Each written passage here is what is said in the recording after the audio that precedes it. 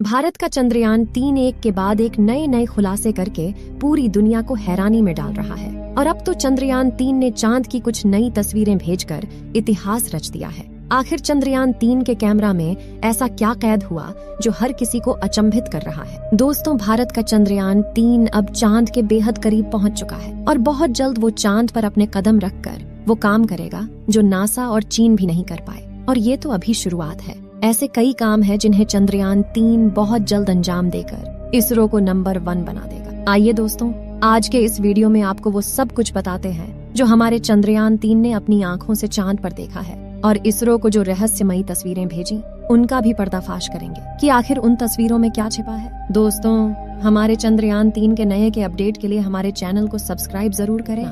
दोस्तों, हमारी पृथ्वी से करीब 3,84,000 किलोमीटर दूर चांद की सतह पर बेहद स्थिर और हल्का वायुमंडल मौजूद है। ये तो आप जानते ही होंगे कि साल 2009 में हमारे चंद्रयान एक मिशन ने चांद पर पानी की खोज की थी। लेकिन आपको बता दें कि चांद की सतह पर पानी लिक्विड फॉर्म में मौजूद नहीं है, बल्कि बड़े बड़े गड्ढों में बेहद ठंडे पत्थरों और बर्फ के रूप में मौजूद है। दरअसल चांद की जमीन काफी ऊबड़ खाबड़ है और इसमें कई बड़े बड़े क्रेटर यानी गड्ढे मौजूद हैं, जो इतने बड़े हैं कि पिछले करोड़ों सालों से इनके अंदर सूरज की रोशनी तक नहीं पहुंच पाई। इनमें से सबसे बड़ा गड्ढा चांद के दक्षिणी ध्रुव पर मौजूद है। इस गड्ढे का डायामीटर 2500 किलोमीटर और गहराई तो इतनी ज्यादा है कि इसमें पूरा माउंट एवरेस्ट समा जाए। इस गड्ढे की करीब गहराई 8.2 किलोमीटर के आसपास है और यह पूरे सोलर सिस्टम के सभी ग्रहों और उपग्रहों में मौजूद गड्ढों में सबसे गहरा गड्ढा है। वैज्ञानिकों का मानना है कि चांद की धरती में पानी छुपा हो सकता है।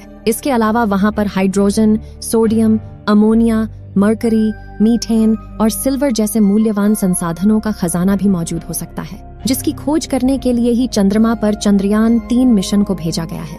6 अगस्त के दिन हमारे चंद्रयान 3 के चांद की ऑर्बिट में सफलतापूर्वक प्रवेश करने के बाद से ही इसने चांद के कई रहस्यों को सुलझाना शुरू कर दिया, जिन्हें देखकर दुनिया भर के तमाम वैज्ञानिक हैरान हैं। सबसे पहले 14 जुलाई को जब हमारा चंद्रयान 3 पृथ्वी की कक्षा में पहुंचा तो उसने अपने कैमरा को चालू करके हमारी धरती का एक फोटो कैप्चर किया, जिसे अभी आप अपनी स्क्रीन पर देख सकते हैं। इसके बाद इसने पूरे 20 दिन के बाद अपने कैमरा को फिर से चालू किया। तब तक ये चांद के बेहद करीब पहुंच चुका था और इसने एक साथ चंद्रमा के कई सारे फोटो अपने कैमरा में कैद किए। जी हाँ दोस्तों, अभी आप जो फोटो देख रहे हो ये हमारे भारत के बाहुबली चंद्रयान 3 ने खींचे हैं। इन तस्वीरों के रिलीज होते ही पूरी दुनिया भर में इनकी चर्चाएं होने लगी, जिससे भारत के जानी दुश्मन भी सोच में पड़ गए। इन तस्वीरों में आपको कई हरे और नीले रंग के छोटे छोटे गड्ढे दिखाई दे रहे हैं। असल में ये गड्ढे छोटे नहीं बल्कि बहुत ही विशाल है, जो आकार में किसी शहर से भी बड़े हैं। इन गड्ढों का निर्माण अरबों सालों से चंद्रमा पर गिरने वालों उल्कापिंडों की वजह से हुआ है। दरअसल दोस्तों,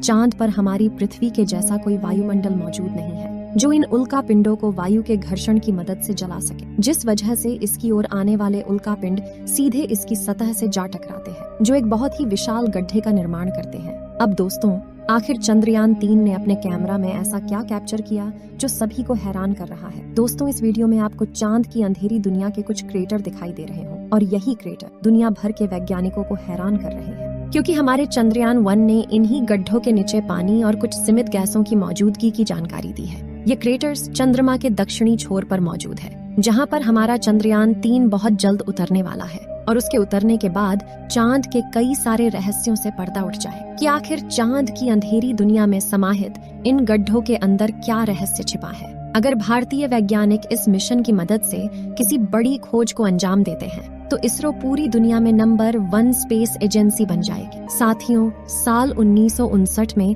रूस के स्पेसक्राफ्ट ने पहली बार चांद पर लैंडिंग की थी, जिसके बाद अमेरिका ने भी कई मून मिशन किए, और 20 जुलाई 1969 को नासा के अपोलो 11 मिशन के दौरान एस्ट्रोनॉट नील आर्मस्ट्रांग और बज एल्ड्रिन ने चांद पर पहली बार कदम रखा था। जिसके बाद नासा ने कई मून मिशन किए और अपने कुल 12 एस्ट्रोनॉट्स को चांद पर भेजा। लेकिन दिसंबर 1972 में अपोलो 17 मिशन के बाद नासा ने अचानक से इंसानों को चांद पर भेजना बंद कर दिया, जिसके लिए उन्होंने कारण दिया कि चांद पर फिलहाल ऐसा कुछ नहीं है जिसकी गहनता से रिसर्च की जा सके। लेकिन कई लोगों का यह भी कहना था कि नासा ने असली कारण को छुपाया है, जबकि चांद पर नासा के अंतरिक्ष यात्रियों के साथ कुछ ऐसा हुआ जिसे नासा चाहकर भी दुनिया को नहीं बताना चाहता।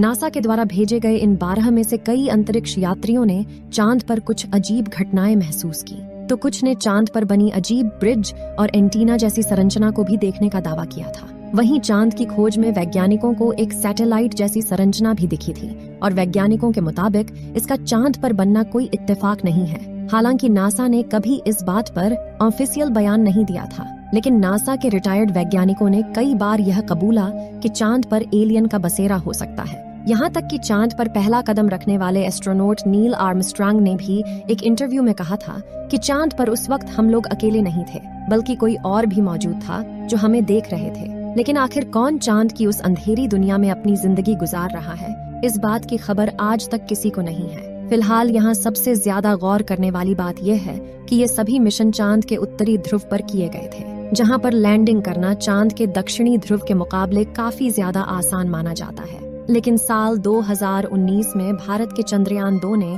चांद के दक्षिणी ध्रुव पर सॉफ्ट लैंडिंग करने की कोशिश की थी और अपने इस प्रयास में चंद्रयान 2 का लैंडर विक्रम कामयाब नहीं हो पाया। लेकिन आखिर चांद का दक्षिणी ध्रुव इतना खतरनाक क्यों है? क्या छिपा है चांद की उस अंधेरी दुनिया में?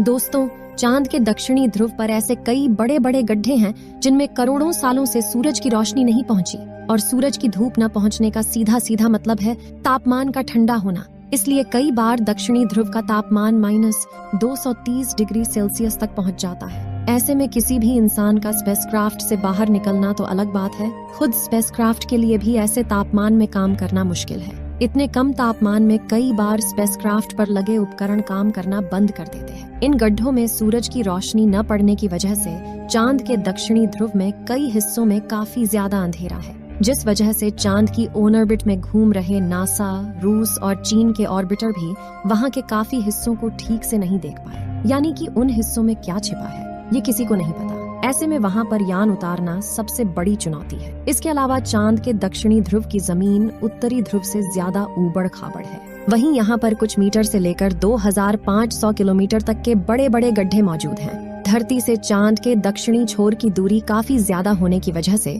यान से डीप स्पेस कम्युनिकेशन बनाए रखना काफी मुश्किल होता है, क्योंकि इतनी दूरी पर रेडियो सिग्नल कमजोर हो जाते हैं और एंटीना से बहुत ज्यादा बैकग्राउंड नॉइज आता है। साथ ही अपनी कक्षीय गति यानी कि ऑर्बिटल मोशन की वजह से चांद लगातार अपनी पोजीशन बदलता रहता है। ऐसे में तय की गई लैंडिंग साइट पर पहुंचने के लिए लैंडर को भी उसी अनुसार अपनी गति बदलनी पड़ती है। इसके अलावा चांद पर पृथ्वी से कम ग्रेविटी और बहुत महीन वातावरण है, इसलिए यान के नीचे उतरते वक्त उस पर किसी भी प्रकार का एयर फ्रिक्शन नहीं लगेगा। इसलिए चंद्रयान 3 को अपने ऊपर लगे बूस्टर्स का भरपूर यूज करना पड़ेगा।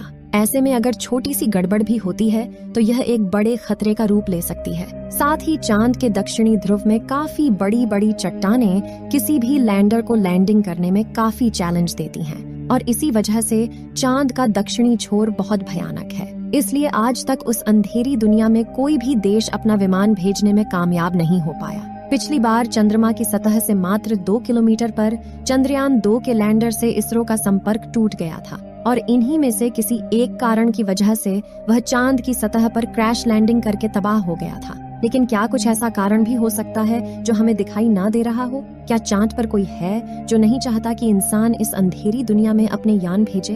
ये सभी बातें अभी तक एक रहस्य है, और इन सभी रहस्यों से पर्दा केवल हमारा चंद्रयान 3 ही उठा सकता है। इस बार पिछली बार आई मुसीबत से सीख लेकर इसरो ने चंद्रयान 3 के लैंडर विक्रम को पहले से ज्यादा एडवांस और पावरफुल बनाया है। जैसे कि चंद्रयान 2 के विक्रम लैंडर में कई थ्रस्टर्स थे, लेकिन चारों तरफ सही संतुलन बनाए रखने के लिए चंद्रयान 3 के लैंडर में बड़े और एडवांस थ्रस्टर्स लगाए गए हैं। इसके अलावा इस बार के विक्रम लैंडर में लेग्स को बड़ा और मजबूत कर दिया गया है। साथ ही इसकी फ्यूल स्टोरेज कैपेसिटी को भी बढ़ाया गया है। वहीं उसमें लगे कम्युनिकेशन डिवाइस भी एडवांस तकनीक का इस्तेमाल कर रहे हैं, और उन्हें चंद्रयान 3 का खुद का AI कंप्यूटर मैनेज कर रहा है, जिससे इस बार लैंडर इसरो से संपर्क न तोड़े। इन सभी बदलावों से चंद्रयान 3 के लैंडर को चांद की सतह पर सॉफ्ट लैंडिंग करने से कोई नहीं रोक सकता। कई हजारों टेस्ट करने के बाद ही हमारे इसरो के वैज्ञानिकों ने चंद्रयान 3 को चांद पर भेजा है। ऐसे में हमें पूरा यकीन है कि 23 अगस्त के दिन